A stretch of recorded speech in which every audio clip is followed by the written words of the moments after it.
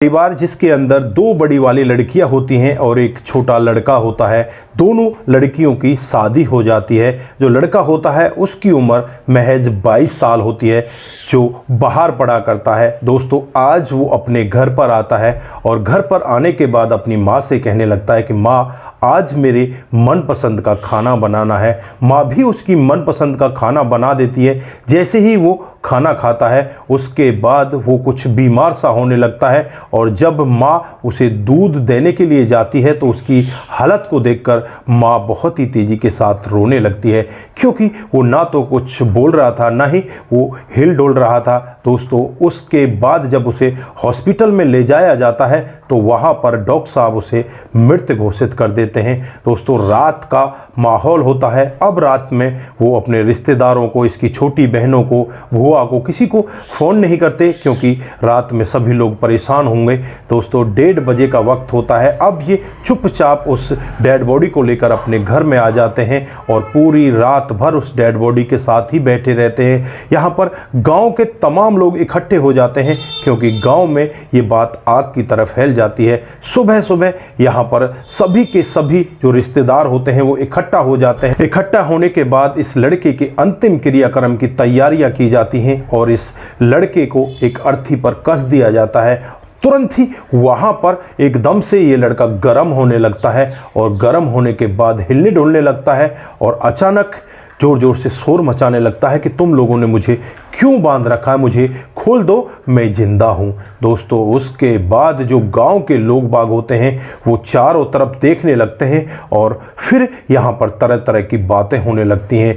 देश में ही नहीं, विदेश तक की मीडिया यहाँ पर पहुँच जाती है और ज़्यादातर लोग उस लड़के से यही बातचीत करते और उससे पूछते, तुम्हारे साथ में हुआ क्या था और तुम कहाँ चले गए थे।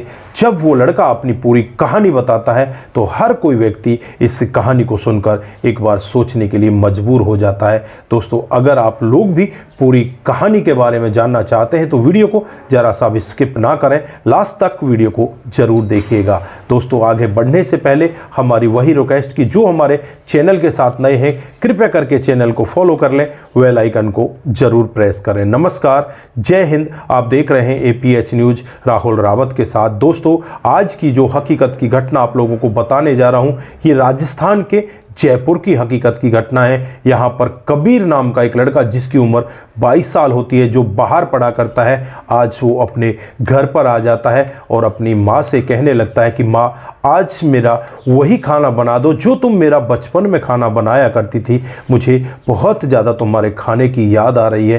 दोस्तों, कबीर के लिए उसकी माँ उसी तरह का खाना बना देती है। ये शाम का वक्त होता है। शाम के वक्त कबीर खाना खा लेता है। उससे पहले दिन भर वो पूरे गाँव में अपने यार दोस्तों से मिलकर आता है और खाना खाने के बाद वो कहने लगता है कि माँ, मेरी कुछ तबीयत सी खराब हो रही है, मुझे कुछ ऐसा लग रहा है कि जैसे पता नहीं मेरा मन मचला रहा है। तो यहाँ पर माँ कहती है कि बेटा पंखा चला ले, शायद गर्मी है। उसके बाद यहाँ पर बेटा पंखा चला लेता है और एक चारपाई पर लेट जाता है। दोस्तों, फिर रात को करीब 9 बजे गांव में एक आदत होती है कि रात को सभी लड़के हो या लड़की हो या कोई भी हो, सबको दूध दिया जाता है। तो यहाँ पर माँ अपने बेटे को दूध देने के लिए जाती है और दूध को वहाँ पर रख कर कहने लगती है कि बेटा ये दूध पी लेना ध्यान करके।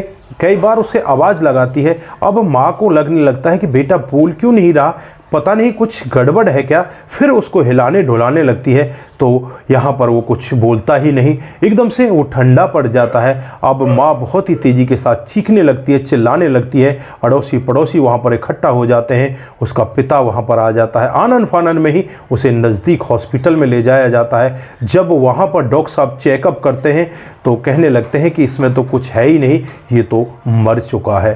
दोस्तों, इस सब बात को सुनकर जो वहाँ पर इसके साथ लोग बाग होते हैं उन सब के पैरों तले ज़मीन खिसक जाती है कि आखिरकार इसको हुआ क्या, ये किस वजह से मर गया। दोस्तों, अब यहाँ पर डॉक्टर साहब कहते हैं कि इसका पोस्टमार्टम करवाना पड़ेगा, लेकिन यहाँ पर घर वाले मना कर देते हैं कि हमें पोस्टमार्टम की ज़रूरत नहीं है, हम अपने बेटे के शरीर की दुर्गति नहीं करवाना चाहते, तुम चीड़-फाड़ करोगे और हमारे बेटे के शरीर की दुर्गति कर दोगे। अब यहाँ पर जो माता पिता होते हैं और भी जो अड़ोसी पड़ोसी होते हैं उस डेड बॉडी को लेकर अपने घर पहुँच जाते हैं और उस समय रात को 1:30 बजे होते हैं। दोस्तों पूरा गांव यहाँ पर इकट्ठा हो जाता है, अड़ोसी पड़ोसी सभी लोग यहाँ पर इकट्ठे हो जाते हैं। अब यहाँ पर जो रिश्तेदार होते हैं, इसकी 2 बड़ी बहनें होती हैं, उनको कैसे खबर की जाए, रात को तो खबर नहीं कर सकते।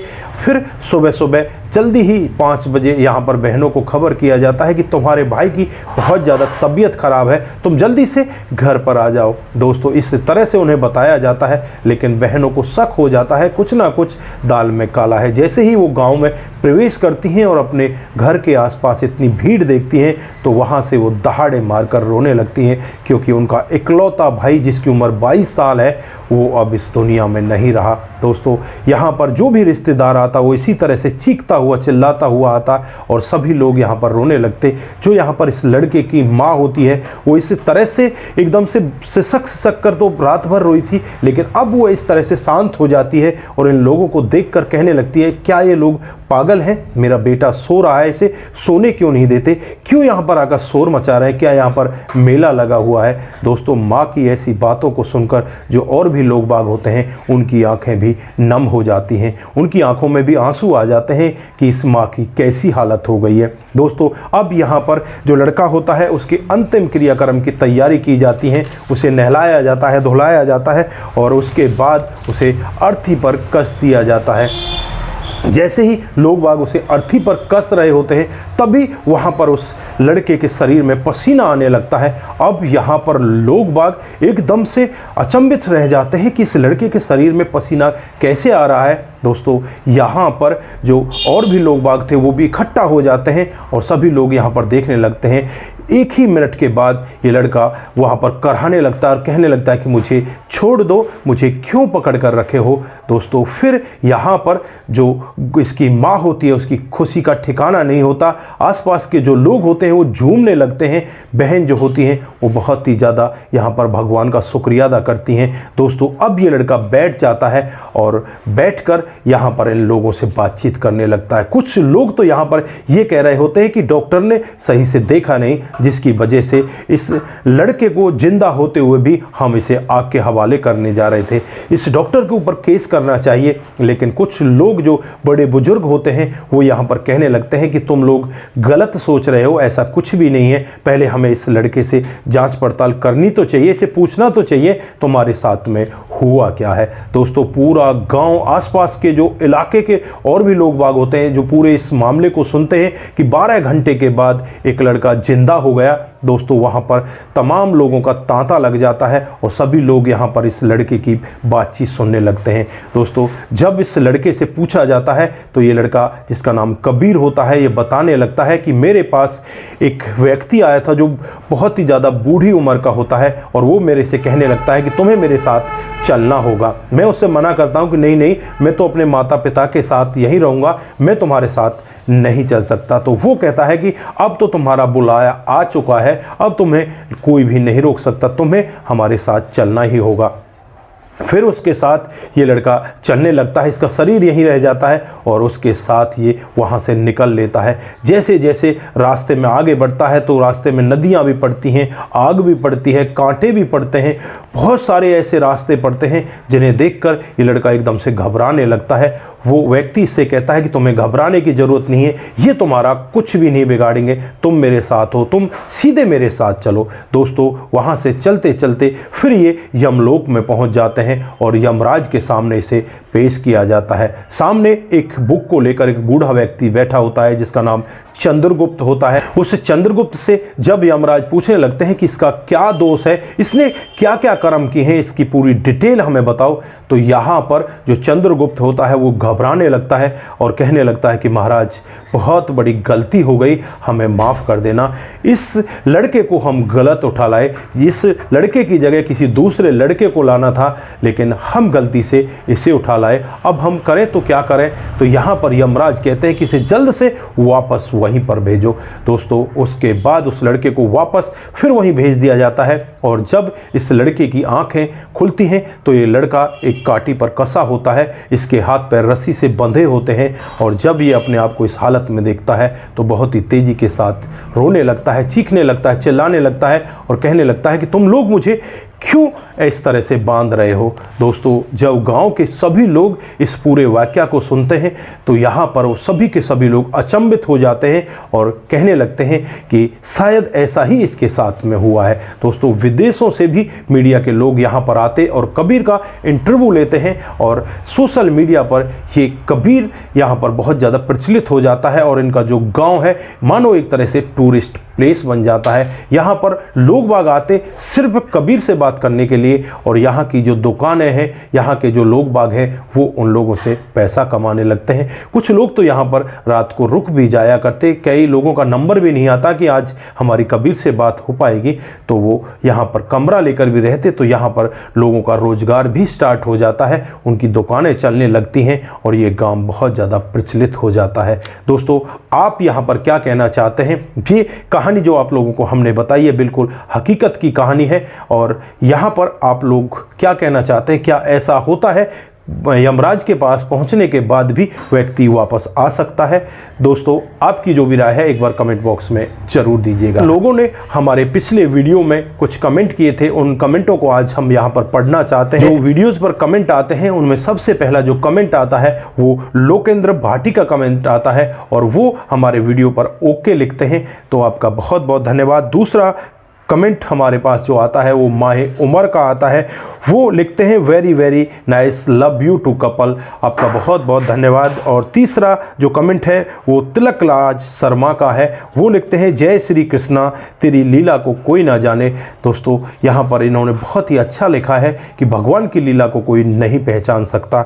और फिर उसके बाद जो कमेंट आता है वो बद्रा राम गुज्जर का आता है, जो लिखते हैं कि आपके वीडियो बहुत नाइस होते हैं, आपका बहुत बहुत धन्यवाद बद्रा राम गुज्जर जी। उसके बाद BS कसाना का हमारे वीडियो पर कमेंट आता है, ये कहते हैं कि स्टोरी कहाँ की है, रियल है या आप ऐसे ही पेल रहे हैं? तो हम आपको बता देना चाहते हैं कि इसमें थोड़ा बहुत फेरबदल जरूर हो सकता है, लेकिन हर एक कहानी यहाँ पर रियल होती है। इसमें थोड़ा बहुत मसाला जरूर लगाया जाता है जिससे कि आप लोग इसे अच्छे से सुन पाएं, बस इतना ही इसमें होता है, लेकिन सारी की सारी कहानियाँ रियल होती हैं और ये हमारे देश के अंदर ही घटी होती हैं। दोस्तों, NA उपाध्याय का हमारे पास कमेंट आता है, वो कहते हैं कि वेरी नाइस, आपका बहुत बहुत धन्यवाद। उसके बाद कमल सिंह जो हमारे डेली की डेली वीडियोज़ पर कमेंट करते हैं, कमल सिंह जी आपके लिए जितना हम धन्यवाद कर सके उतना कम है, क्योंकि आप हर दिन हमारे वीडियोज़ पर कमेंट करते हैं, हमारे वीडियोज़ को शेयर करते हैं, आपका तहे दिल से धन्यवाद। दोस्तों, उसके बाद जाकर पांडे का हमारे पास कमेंट आता है, वो कहते हैं कि वेरी नाइस, आपके वीडियो बहुत अच्छे होते हैं। तो जाकर पांडे जी आपका दिल की गहराइयों से धन्यवाद।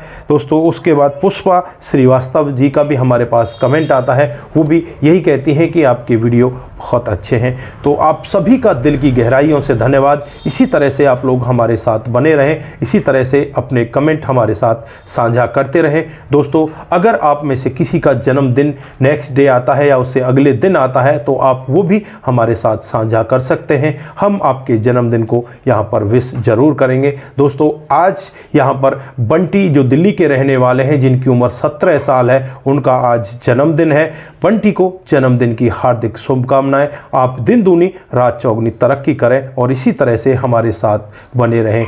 आप सभी का दिल की गहराइयों से धन्यवाद। नमस्कार, जय हिंद,